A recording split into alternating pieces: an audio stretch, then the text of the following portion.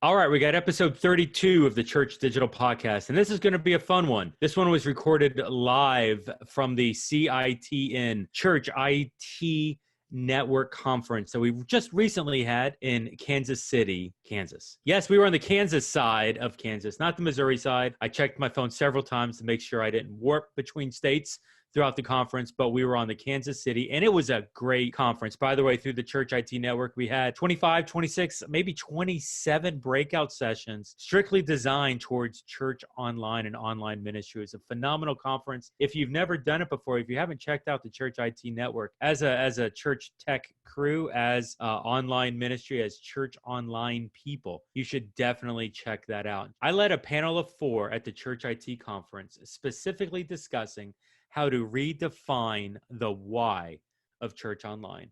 Joining me on the panel was Tyler Sansom from Church Anywhere / First Capital Christian, no stranger to the podcast. Jason Morris from Westside Family, once again, no stranger to the podcast here either. Randy Green, who is actually from Church of the Resurrection, the church where the conference was at.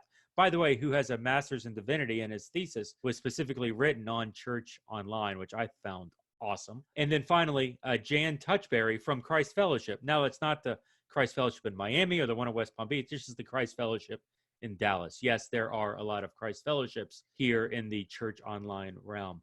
Anyway, the 4 of us get together and we have a phenomenal conversation. We had some great questions from the audience to respond to, and it really was just a great panel. As together, we discussed how to redefine the why of church online. Now, audio here isn't the best quality we've ever done, and we please ask your forgiveness on that. But the quality of this content, maybe not the audio quality, the fidelity, but the quality of the content you're hearing is awesome. And I personally definitely wanted you all to experience this. So here you go. My name is Tyler Sansom. I'm from a church in Corydon, Indiana, which I don't expect any of you guys to know where it's at, but it's right outside of Louisville, Kentucky. And the church is called First Capital Christian Church, but I'm the lead of a ministry called Church Anywhere. My name is Jan Touchberry. I am the online campus pastor at Christ Fellowship in McKinney, Texas, not to be confused with any of the Christ Fellowships all over the other places. And although it's confused all the time.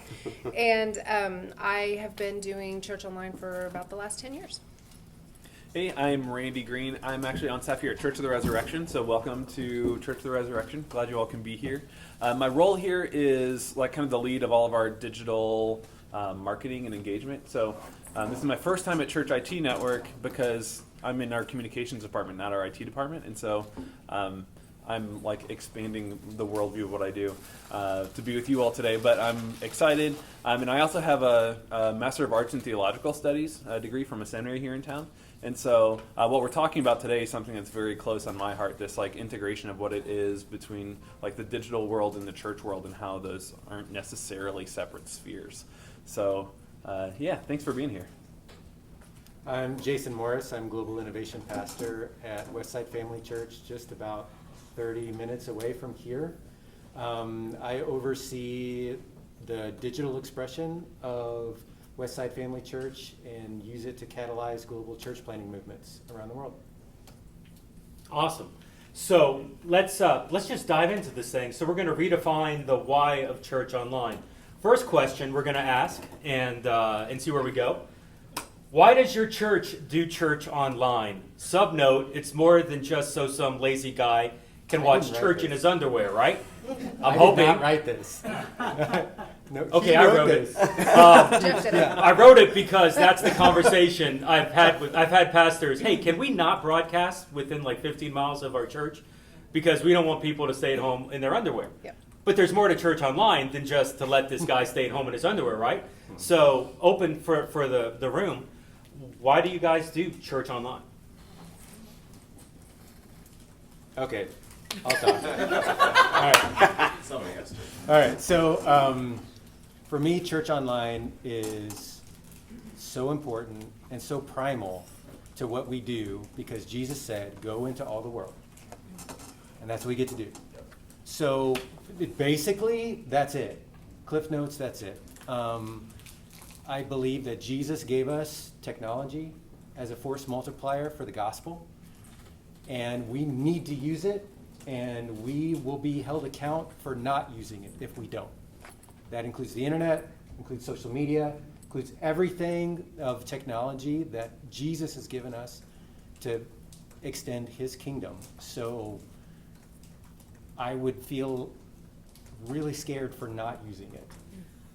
I'm seriously standing before Jesus one day and he's like, dude, I gave you the internet. You know, what'd you do with it? So it's like, for me, that's why we do what we do.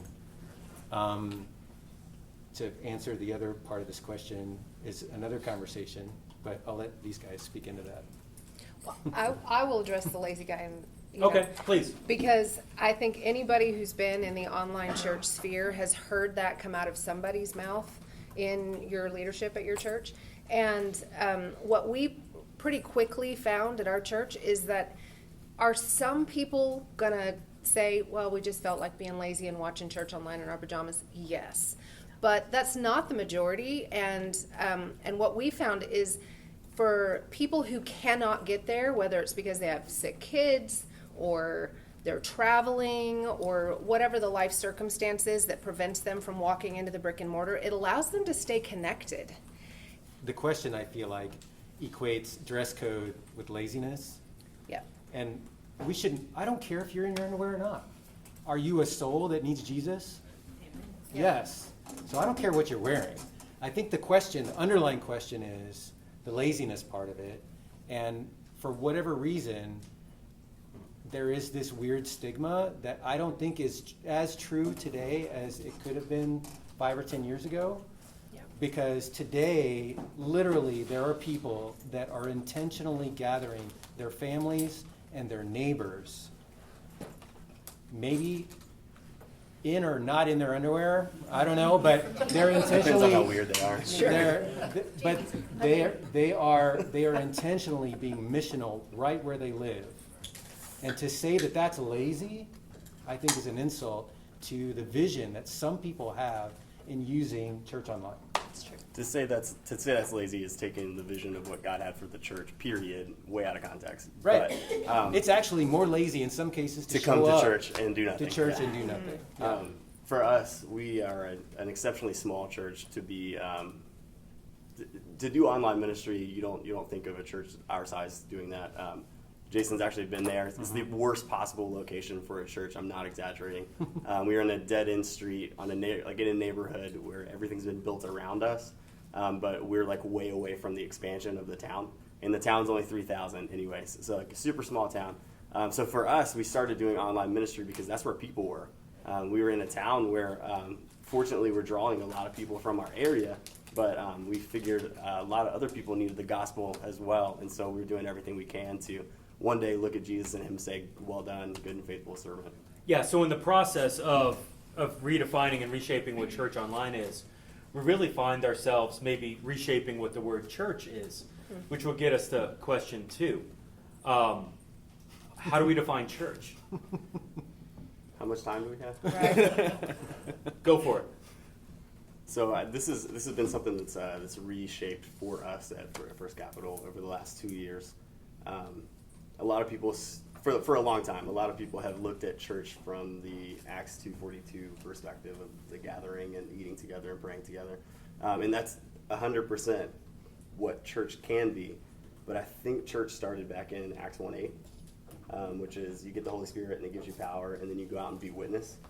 And I think for a long time we've turned church into something that's very consumeristic, because when you meet together and you pray together and you eat together, that's great, but it's filling you. And I think the church was meant to go out and be a witness, and the byproduct of that is this community side of Acts 2:42. So for me, church is followers of Christ being the witness and spreading the good news. And then the byproduct of that is you have other followers that are doing the same thing, so you have this community and this network of people. And I think that's what church, at least for us, is. So. I think there's really powerful with what you were describing a minute ago of like people coming together in their homes and just being in community in that sense, whether they're in their underwear or not. That is very much a sense of community to me. And when I think of church and what it means to be the church, I think of, we come to a church building for like an hour or 2 hours a week or something like that. But I think of the other 6 days and 22 hours, and to me, that's the real embodiment of the church. What we do when we're not in the building, what we do when we're out in the community and out living the rest of our lives, that is how we be the church. And so when I think of what it means to be the church, I think of the ways that we're taking what happens in that hour or two, or the ways that we're filled in that time, and the ways that we're pouring that back out into the rest of our lives. So when you say the word church, there are so many it's a complex word, because when Jesus said that was what he was going to build, you find so many different metaphors of that, because it's much bigger than just one thing. Sure. You find the church being described as the bride, as a flock, as a family, as a body. There's so many different metaphors, because not one size fits all, not one word fits all, how expansive the church actually is. And so when we talk about what is church, immediately most of us think about what is a church service. And I think we need to discern the difference between the two, because if we're talking about how to do a church service online, well, we would answer that question very differently. And, to use your point X too, a lot of times the church service tries to do all of those things in one event, which I don't know that the passage really says that they did all of those things in one event. Sure, which it leads could us- be, yeah. you could do it in using different events, different things at different times. It also says they met every day. So maybe there's another way of describing that. But what is true, definitely, is that there is a sense of belonging, there is a sense of family, there is a sense of unity and belonging that can't be denied, whatever metaphor you happen to use. And the church service is just an outpouring of that community. So if we're talking about what is church, I think first of all we need to decide what we're talking about. Are we talking about church service, or are we talking about the church? And if we're talking about the church, then we can talk about the church online, or we can talk about the church service online. And I'm not really clear as to which one you're gunning for. I'm just stirring the pot like that. Okay.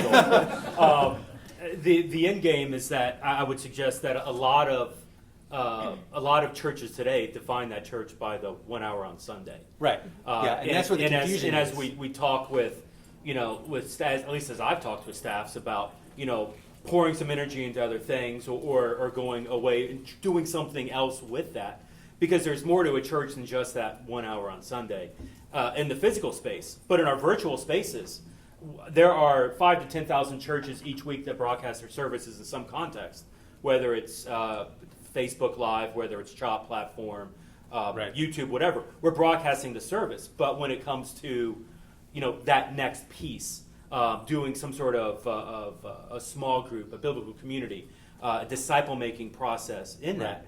No, discipleship can only exist in physical space. It can't exist virtually, Okay. which kind of gets us to which really segues nicely into this next question of what are the perceived weaknesses of church online. How do we answer these weaknesses? How can we answer these weaknesses? And how has your church kind of overcome that? I think that a lot of the perceived weaknesses are from people who don't understand church online, chiefly because they've never attended a church online service, i.e. a lot of the leadership who they're so focused on what happens in the hour on Sunday that church online is church light. Right? It's it may or may not count for doing church that week or being part of the church. I think that education is a huge piece of helping people understand that there can be very dynamic discipleship and relationships and deep connection with biblical truth and all of the things that we desire for people to experience when they are a part of our church. All that can happen in the online space if your mind is not stuck in the box, brick and mortar box. But what you're describing is a lot of the things that when people talk to me about it, about some of the real weaknesses when you're dealing with just textual communication. But this is not a new problem for church online. We have the same problem that you can find in the Bible when they criticize the Apostle Paul for his letters being harsh. But when he shows up in person, he's real nice, you know? And so this particular problem of losing information when you use pen and ink or when you use words or text is not a new phenomenon. It's as old as the Bible. In fact, you know, the other criticism is, well, people can be anonymous and they can just write whatever. Well, again, this is not a new phenomenon only related to church online. Even in the New Testament, you find the Apostle Paul, look, I'm writing in my own handwriting, all this other kind of stuff, because there were other people writing in his name that really weren't him. This is not anything new. So the whole idea of using anonymity as a problem for church online, well, that's a problem for the church. If you're talking about people missing through textual communication, that's a problem for the church. It's not really a problem for church online. And what I think many times happens with church online is that it surfaces the inherent weaknesses, not of church online, but our predominant model of doing church in general. So many times people say, well, they're just numbers, they're anonymous. Well, how many names, how many people do you know by name who show up, you know, in your on-site campus? Do you really know? You know, there's so many other aspects of this that really root down into actually surfacing really wonderful conversations, because church online is a force multiplier and it magnifies the good and the bad of whatever you're doing. Mm-hmm. So if your discipleship process on site isn't great, online is going to make that worse. If your service isn't that great, online is going to make it worse. You know, if your preaching's not that great, online is going to make it worse. But if you do have systems and processes and pipelines that do work well, online is going to make it better. So that for me is, yes, church online has weaknesses, but I don't know that they're any more the weaknesses than what church on site has. Yep. Here's a weakness that I think needs to be overcome. A couple of them, actually. One is a proper scorecard that all of us struggle with church online. Because break that down. What's a scorecard? Well, metrics. The metrics of trying to compare what happens online with what happens on site is an apples to oranges comparison. Because what happens online, you can measure attention way better than you can measure attendance. But on site, you measure attendance, but you can't measure attention. Mm-hmm. And so what happens is that you have like thousands and thousands of people who show up for 15 seconds, right? That doesn't count, yet for the person who shows up, puts his butt in the seat, totally ignores everything, and is like looking at all the cute girls and checking out his fantasy football, and then maybe tunes in for the one time when the pastor says, if you don't hear anything else, hear this. You know, says it for 30 seconds. That 30 seconds of attention, that does count, when all the rest of his inattention doesn't. So you're measuring different things to begin with. And to get those two scoreboards to jive together, I think is a weakness and a challenge for all of us online because of the different types of scoreboards that we're working with. That's one thing. The other thing that I think is a weakness that I see on most of what happens with church online as it relates to comparing to church on site is the lack or the weakness of kids ministry. Now, that's not to say that that's really a problem, because 300 years ago, nobody had kids ministry either, right?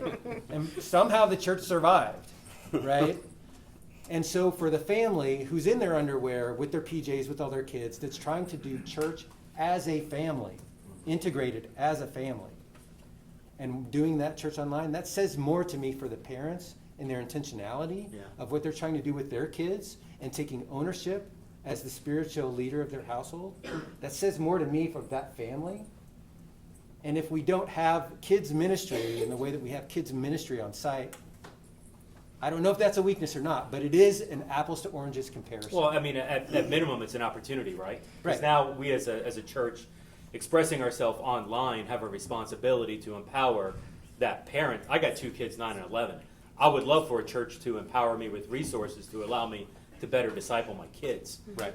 Rather than shuffling them off to children's church to enable me to be the spiritual father, in that environment, would be awesome. So if you're writing that down, take a note. Jeff Reed wants help discipling. Thank you, sir. I appreciate that note. Hey, so let's segue into this with that. What is your physical church's vision, and how does Church Online help meet that vision? And this is hard, and some of these may be a work in progress, but we get a little bit here into the strategy part of this, right? So a physical church has a vision. Your church has a vision. What role does Church Online play? Our church's vision is to help people find and follow Jesus. Super not original. A lot of people have that.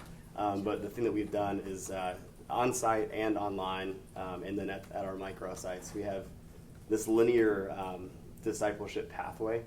So one side of this is the find side. So it's how strategies to help people find Jesus. And we want to take someone who's just looking to getting to know us. Then there's a conversion line in the middle. So at some point we hope to have pop the question and they decide to make Jesus the Lord of their life. And then are you on one knee for that? Yeah. We do this, and there's the Jesus petting the lamb picture. So, so you've got conversion line, and then you have someone who's digging deeper, and then all in. So we have the follow side. But we've been very intentional of having a strategy that, if this is church here and this is church anywhere, which is what we call our Church Online, they can intersect at any point. So through this he does a whole breakout on this, by the way. Yeah, Jason and I will be talking about this a little bit later today. But this pathway has really focused us on helping people meet the vision of finding and following Jesus, no matter where they enter that timeline, and no matter if they're in person or if we have a virtual relationship with them. By the way, to give you guys context, he's in a town of 3,000, but how many do you have at church? About 1,200. Wow. And how many are in Church Anywhere? Physical bodies in Church Anywhere, so these are micro-sites, somewhere around 800. Okay, so put that in perspective with a town of 3,000. So. And then Church Online is a different category for us. Right, but, yeah, okay.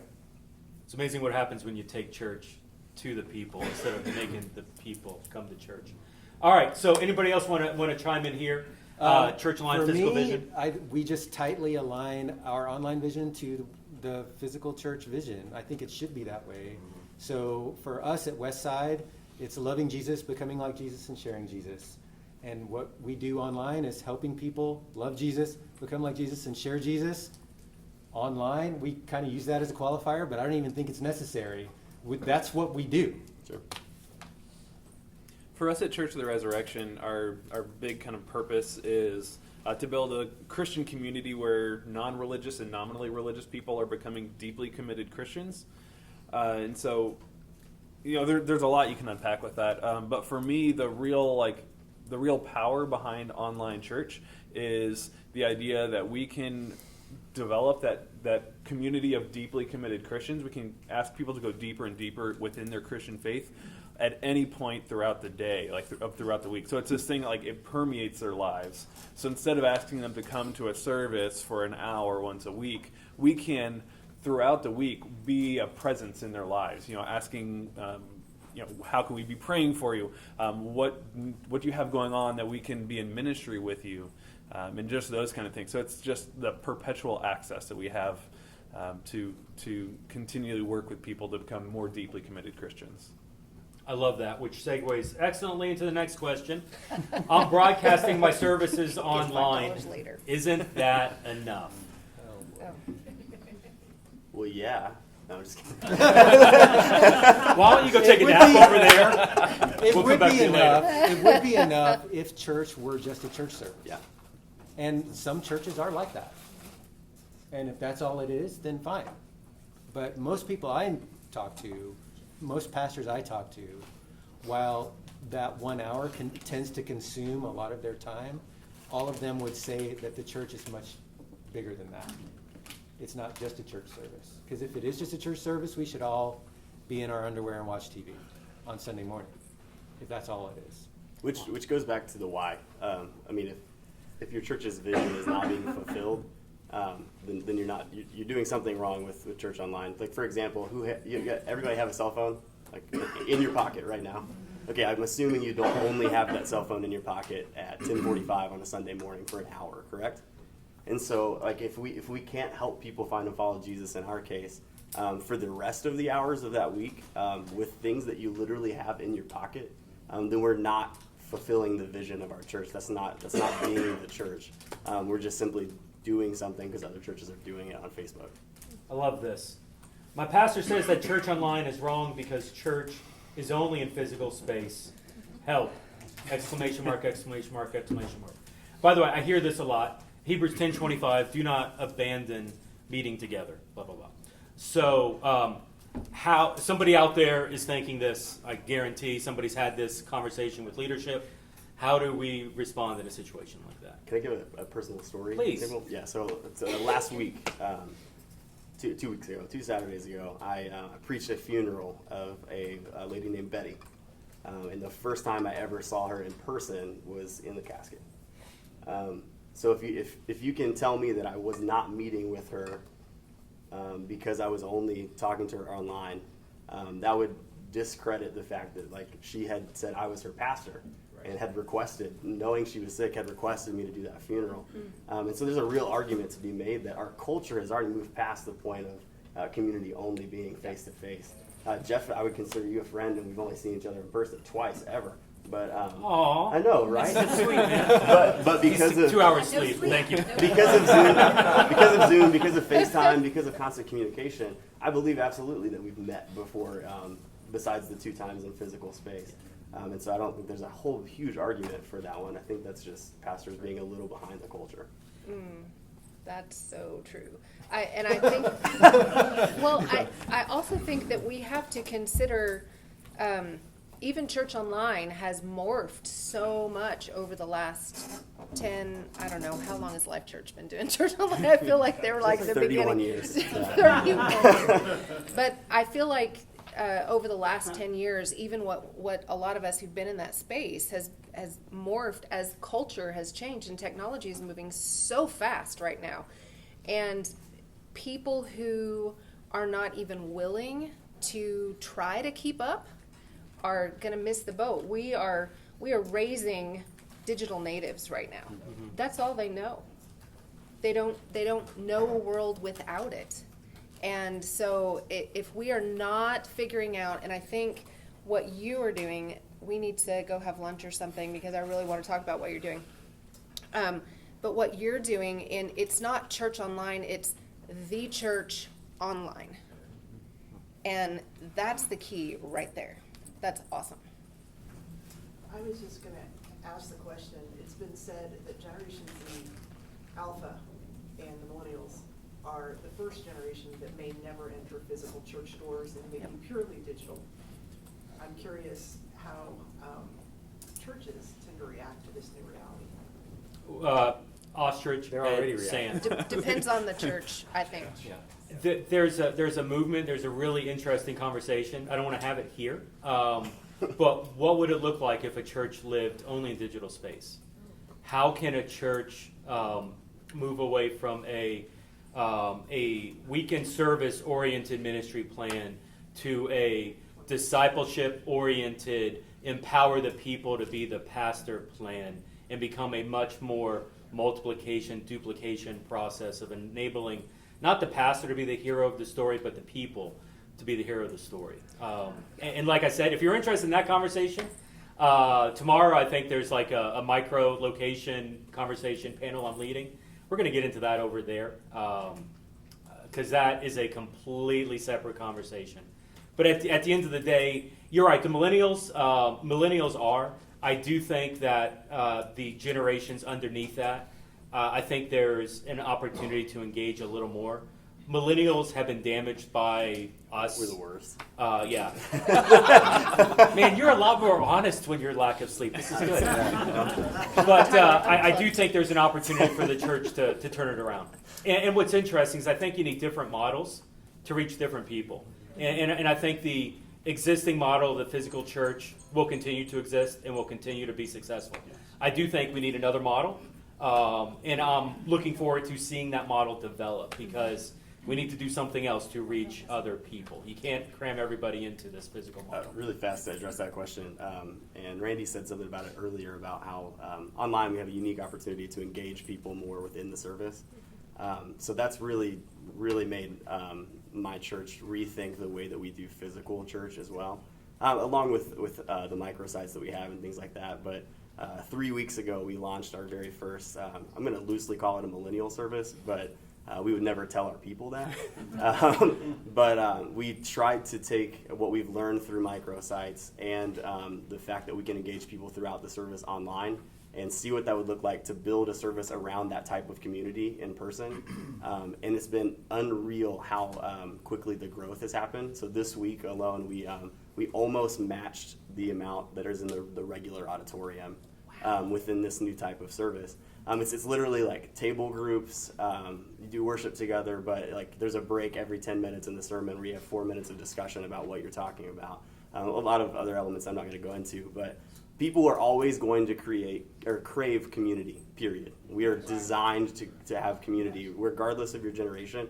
Our job as leaders in this field, though, is to figure out ways that we can implement strategies to reach different generations with community. I will say, I think going back to the question about the strengths of church online. Sure. We live in a society that has no margins anymore. Time. Yes, we are planned to the hilt. You've got most families who both parents work. They are without their children for 9, 10 plus hours a day. They pick them up from wherever they are, soccer, school, daycare, whatever. They come home, they feed them, they maybe have an hour of time, and then they're putting their kids to bed. And traditional church is saying, oh, by the way, come to a life group, or oh, by the way, come to this class at the church, or oh, by the way, fill in the blank. And people are voting with their lack of presence. And so is it not our job as the church to give them the opportunity to still engage in biblical community, get the teaching and the discipleship and the knowledge that they need to live out Christian lives wherever they are for all of those hours a day? And should we not be looking at the digital space to do that? Because otherwise people are going to be missing it because they literally do not have the time. When I look at this question, when you're talking about leadership, pretty much the way that I would engage leadership in a conversation like this is to pick whatever century they happen to be familiar with. So, Sorry. no, it is. So I need to cut this part out? Wow. I don't mean that in a bad way. I mean it like honestly. It's like, okay, then I ask them the question, did you call your mom on Mother's Day? And then most of the time they'll say yes. And I'm like, did your mom feel slighted that you didn't show up in person? Because that's his century of technology that he's probably familiar with, right? Well, she might be. She might be like, you didn't show up. Now, is showing up better? Absolutely. But does that keep you from calling her? No. And so it's no different than what we see in 2 John, where he says, I'm writing you with pen and ink now, but I'm not going to write you everything because I want to come and visit you face to face so that our joy may be full. Well, that didn't stop him from writing the letter. So he's not saying that, everybody knows that face to face is better, right? I'm not saying that it's not, but that can't stop us from doing something, right?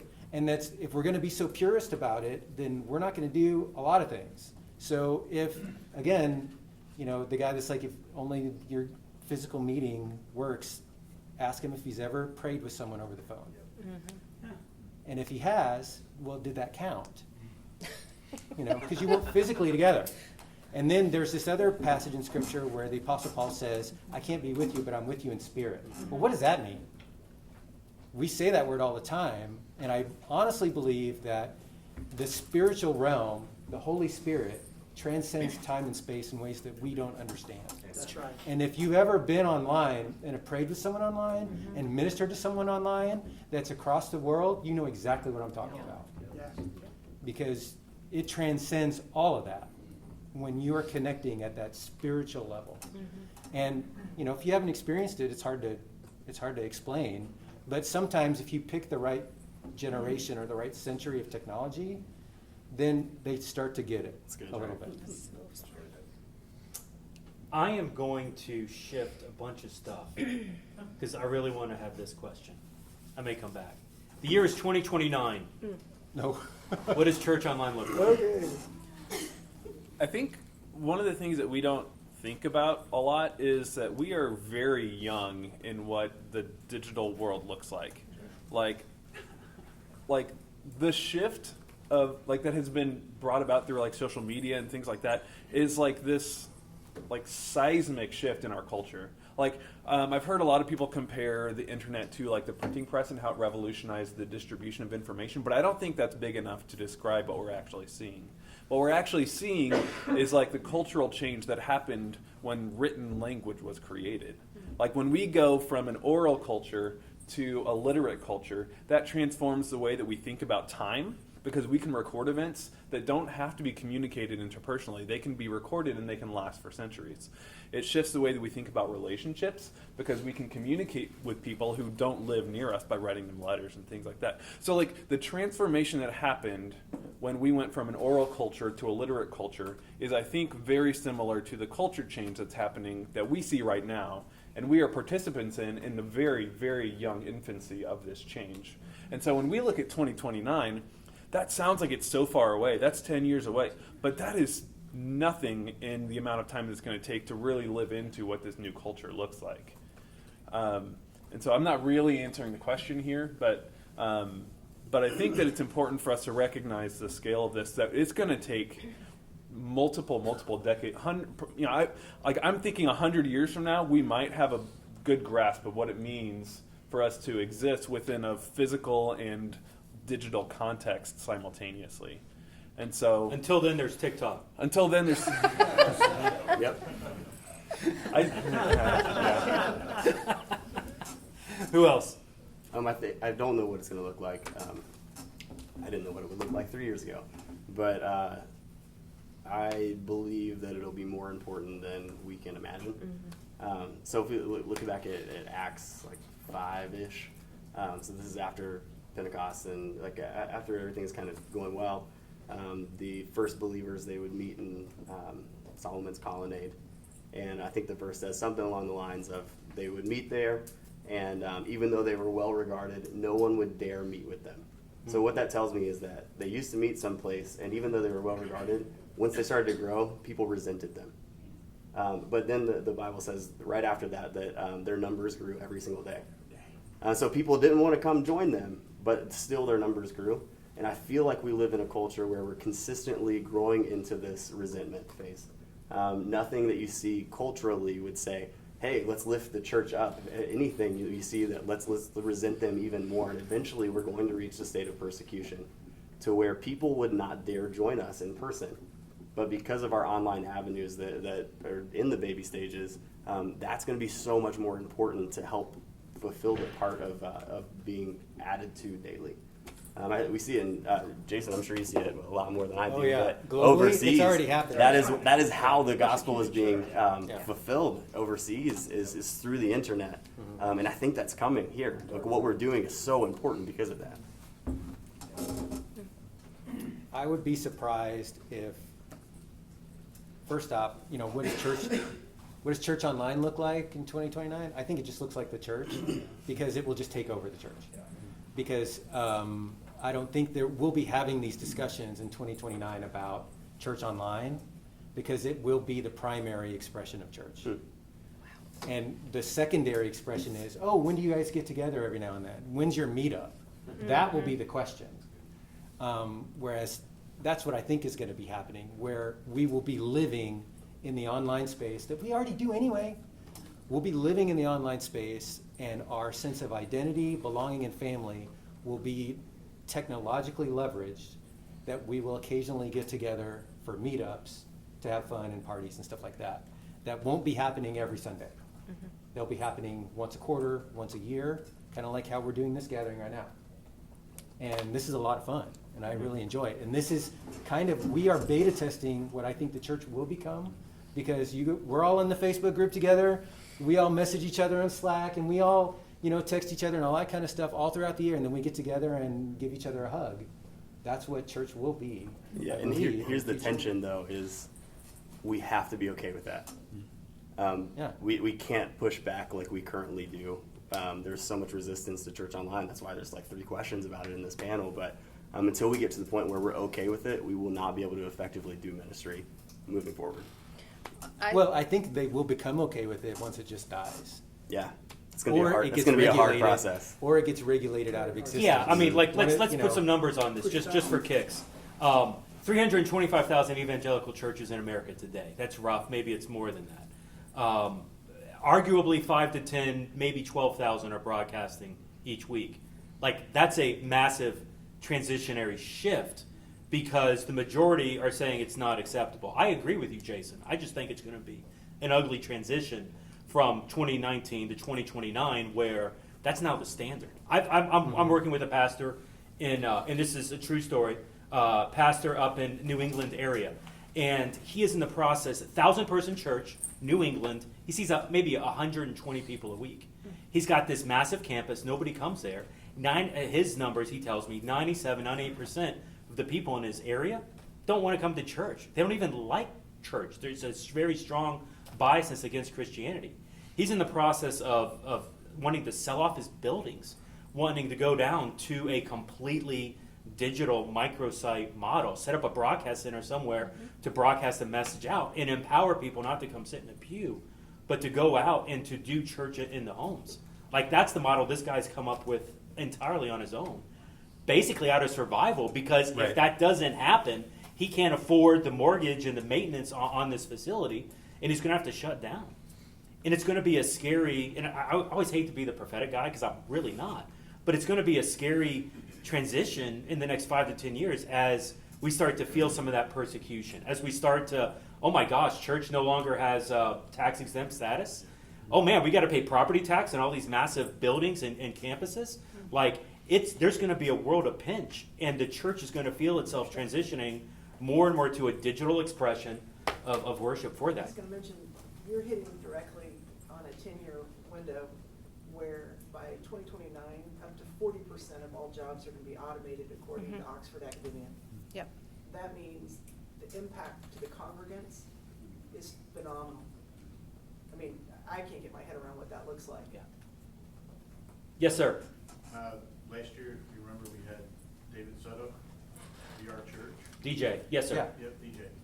He was a pastor of my church, and he went out on his own doing that. And I think by 2029, with the cost effectiveness and everything, you'll be able to, instead of sitting here like we are right now, you'll be back in our offices, all sitting here like this. Same thing goes for the digital church. Great point. I think that to speak into the regulations of and people broadcasting and things like that, it really goes back to what is church, because if in our definition, if church is really going out and being a witness for the gospel, it doesn't matter if you can broadcast your service or not. If you can go out and use whatever tools available to spread the gospel, then they can regulate all they want with a broadcast, but you still have the gospel to fall back on. But when we take our church online vision and make it all about a weekend service, we run the danger of becoming regulated. And I think so the world around us is already they're working to figure out what it means to create community within an online context. I mean, that's what Facebook is, that's what Twitter is, Instagram, Snapchat, TikTok, even I don't understand TikTok, Tinder. They're working. Tinder. No, I mean, you start online to go on to site. be in person. They're trying to figure this out. But what terrifies me is that we, the church, might say we don't want to be a part of figuring out what Christian community looks like. We don't want to be a part of shaping community within an online context. And that's the resistance that I feel right now. We're saying we don't think it can happen, so we're not going to do it. But the world is going to do it. Yep. Right. And so are we going to be voices in that shaping of what community is within an online context? And I think we have to. Drop the mic. Yeah. What questions? I mean, at this point, I'll open it up. Yeah. On this question. Yeah, please. And I think it sort of has to do with your question about like. Define who you are. I'm Daniel Heron. I lead a totally online youth-led church. In so- Roblox. Yes, in Roblox, which is a virtual video game platform. So Sweet. we're totally online and entirely young people. So to answer your question as well about engaging Gen Z and millennials and what the church might look like, I think as one of the few Gen Z people here, part of what we do online is focusing on reaching people where they're at. And I think that's something that you guys have voiced is really important. But as we, there's so many churches out there that, like in my denomination, I'm a part of the Presbyterian church, and in our denomination, I can't think of a single church that broadcasts their services. Like, in the denomination, there's no pressure or like encouragement to go online. So I think a lot of the churches that are going online right now are churches that don't necessarily have a denomination that's supporting them, like financially, or they are losing members rapidly. And I think a part of this, like in a lot of your churches, I'm assuming that you're losing members in general, or losing young members. And I think a big portion of this, and you guys said it too, was meeting people where they're at, and not just going on Facebook and live streaming your services there, because young people aren't on Facebook. Some younger people are leaving Instagram. Like the church is so slow to reach like where people are at. They don't even know where people are. Young people are on Snapchat and they're on, well, I don't want to say TikTok. Younger people are on TikTok. There really are. There's millions and millions. Yep. Things like Fortnite, like I don't know if there's no churches there, but like if a ministry were to like somehow reach out to them, and like there's just these major platforms that are hubs for young people, and finding ways to reach people there, and not even like necessarily do ministry there, but if you're trying to market your church or like get people to find out and come out in person or whatever it looks like, just actually having a presence on different platforms, I think is incredibly important. Yeah, I think that there's an interesting opportunity if you look at church not as the 1 hour on Sunday. And you can have a existing ministry that exists on platforms like TikTok. But the goal of being on TikTok isn't to drive them to a church service, virtual or physical. The platform literally restricts that type of communication, and so because it's designed to keep it within. So you're on TikTok, you're engaging with young people to build a relational connection with them, to drive them into a discipleship, disciple-making, forming relationship. And this has nothing to do with a service, but it has everything to do with impacting a life so that it can in turn impact another life. And that's where, honestly, when I look at the next 10, 15 years, 20 years of what church and what church online is, the digital expression of this is going to be much more relational. The strength of online, at least in my opinion, is not the broadcast of the service. Billy Graham in the 90s broadcasted a service, bounced it off 34 satellites, and literally one message was heard by 1 billion people across the world. That was 30 years ago, 20 years ago, whatever the math is. 90s, that's 30, right? Yeah, 30, we're there. I appreciate the laugh, thank you, sir. That was 30 years ago, right? And he managed to do it. Getting a broadcast around the world, that's old news. Being able to relationally connect with somebody on another continent to the point that he's now impacting people and are spreading out and doing things and impacting the gospel in different ways. That's far more attractive, at least to me, in context of what the church can be.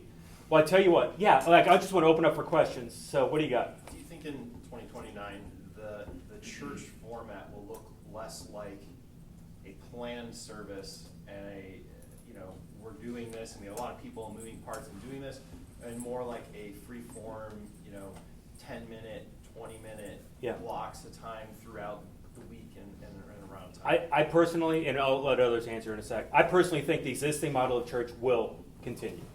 I think there's going to be a new model that will come forward. I think you need both models to reach different people. there is a generation, there is a type, there's a personality that will not connect to a big building as much as this underlying thing that we're talking about now. Any of you guys have an opinion on that? Well, we've, for a lot of us OG people who've been doing it for the past 10 years, that's a 10-year mark. You're saying, what is the next 10 years going to look Yeah. like? Well, when we started 10 years ago, nobody even knew what we were doing. And it was just like, you do what? 10 years later, they still don't know what you're doing. No, 10 years later, people are like, oh yeah, we'll do that. Yeah, no big deal. Yeah. It's ubiquitous, but it's on the verge of becoming the preferred method of doing church. That's the difference.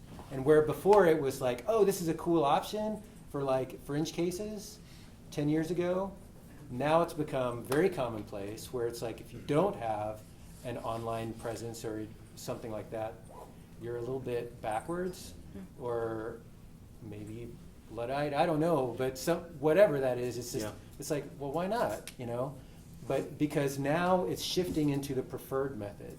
And that's why I feel like it will, in 10 years, become the primary expression of church. Any other questions? I'll just make one more comment, super quick.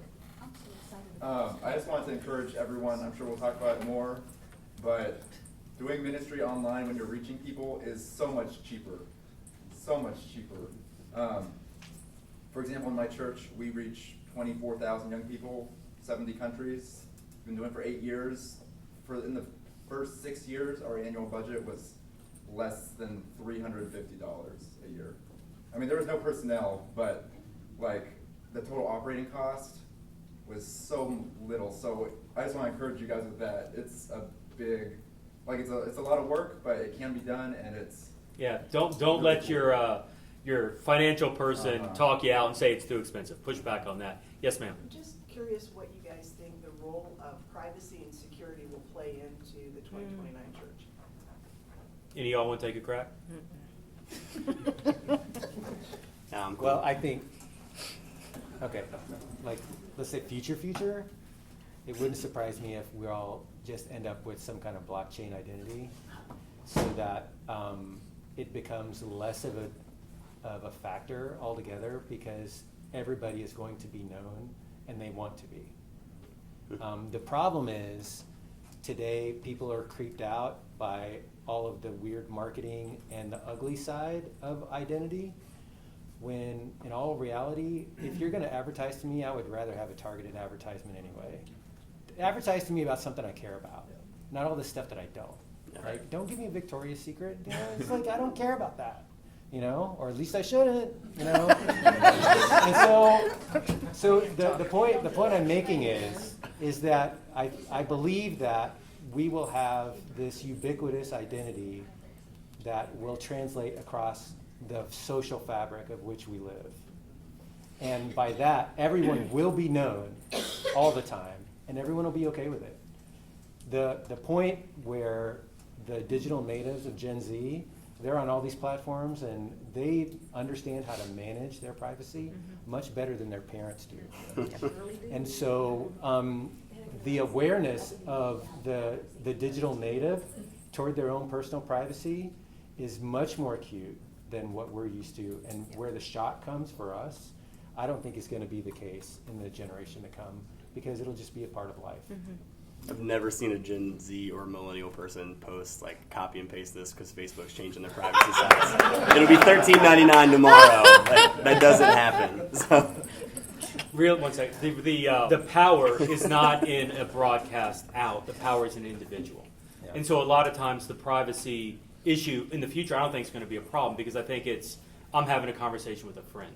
Lifeway Research tells us this right now. 63% of people are not interested in coming to your building, just in the same way, honestly, that I'm probably not interested in going to a mosque.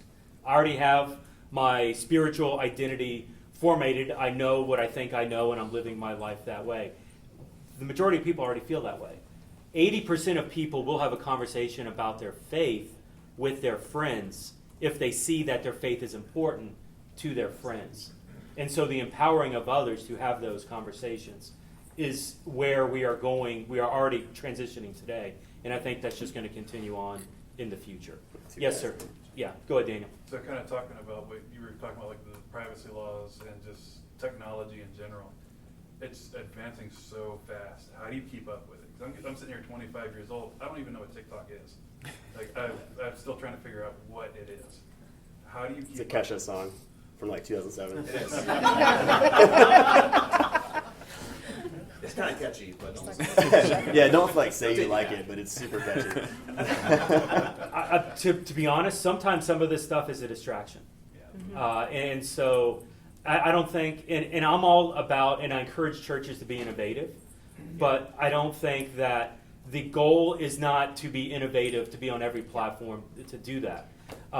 The goal is to find where your ministry are, where your people are, where your audience is, and reach that. Now, in the context of your physical church, if the goal is to get people who are already connected to your church engaged in the physical building and a church growth model, you're going to hit the Facebooks and that, because that's where they are. In the other Daniel behind you situation, he knows where his platform is. It's Roblox, and he's building in that context. Maybe you're a church that actually has a vision towards reaching YouTube and the community of YouTubers that exists. Well, then I want to engage and dive in and own that area. We were talking earlier about VR Church. DJ Soto is a question in the back. There's 5 or 6 VR platforms. And DJ's mission, he treats every one of those VR platforms like a multi-site campus. And so he has, and I don't even know what the names are because I don't do VR, but he's in like this primary one, and then he's over here, and then he's over here. And then somebody else spins up another VR platform, and he's recruiting and building up teams to like expand into that other area, almost like a multi-site campus, expressing the church differently. I think you hone in with what your audience is, and you figure out where they are, and then you empower them to reach people from a discipleship standpoint in those areas. Once again, it's less important what you, and we live in the social media age, this is truth. It's less important of what your organization says about itself, and it's far more important about what others say about you. The power is in others going out rather than you broadcasting your single message out to others. Can I speak to that for just a Please. second? So I think that it's a hard lesson to learn. Though if we're at this conference, we like technology. We like new things. We're usually, first adopters of most new things technological. I find in my space that I'm one of the only ones on my staff that is like that. And so trying to figure out what is a distraction versus what is and should be part of our church growth strategy is that delicate balance that we play. And so I think that what I've learned over the last 10 years is that you have to look at your unique church DNA, and you have to learn how to work within that to become the digital expression of your place, where you are. And what you're saying about finding out where your people are, super important. I do think that it's important to also bring new innovative things to your church leadership and say, hey, here's what our strategy is right now, here's what I would like to add to it. But because technology moves so fast, I think the danger is, and let's add this, and let's add this, and let's add this. And you're diversifying so much that you can't do anything really well. Right. And so I think focusing on, okay, here's what we need to do now, and now we've got this under our belt, and now let's add this thing, and then let's add this thing, and do those things really well. At least that's what I'm hoping starts working for us. 1 second, I got a question here. Yes, I think sir. there's an interesting connection between those two questions, because you were both saying, like, where is technology going, right? What is society going to decide about privacy? And what are people using? And I think in all of these, the church is going to be the church, right? The church's mission is to preach the gospel and make disciples. We're going to be using whatever technology the world around us is using, right? In the same way that we're using electricity to further the sake of this church's building, right? We're going to be using whatever technology society is using because that's where people are, right? And so the church in 10 years and the church in 50 years, we can't predict the future. We don't know what the technology is going to be then, but we know what the church is going to be doing, hopefully, preaching and making disciples, right? And so we'll use whatever tool people are using, and wherever they are. If they go back to YouTube more than Facebook or TikTok or whatever, great, whatever. Any of those, pick your audience, be the church. I think that's true for I hope that's true for most churches, but I think most people would agree that the church in Christianity in a lot, whatever, I mean, you think about Christian movies and Christian creativity, we are so far behind the norm of society in creativity, and it's sad to say that we are that far behind. And so even when we're talking about the Church of 2029, I think you look at technological leaders now, the church is just going to be getting there in 10 years. You know, and that's unfortunate, I think. It's sad. I'm not even going to comment. Yes, yes. So the Church of 2029, I think what my prayer would be is that the 63% of people that don't want to come to your building, they would actually be redefined and understand what the true Christianity would look like. There's a reason why that 63% don't want to come. Mm-hmm. And that's because every person in this room possibly has a different definition of what they think the Bible is, or what the gospel is, or how they shared it. And there's a distortion that's happened over the years because of lack of information or lack of truth or whatever it is. And why not use the platform to tear away all the things that have been built up and reach the people who actually need to be reached? Very true. Yes, sir. Very quickly, I was just curious, like, we're in the transitional stage as well, and what role does finances play in the threat towards the traditional model, which is we've got buildings and people's paychecks, and it's very threatening, and I wonder if that plays into the slowness with leadership. It's a big model. That's a great question. I think Daniel hit that really well. So we've got 18 microsites ranging from 15 people to 300 plus people. And like if you can we started a 300 person microsite for $600. Granted, that's not including like my position as Technically, that's a prison. So yeah, but the prison, I mean, the taxpayers' money paid for the building. Okay, fine. Let's go non-prison. Let's start a 50-person church in a neighborhood, and for $600. Like, that church planting model is so inexpensive. I think that we just are so intimidated by technology that we see this upfront cost as being like outrageous, but.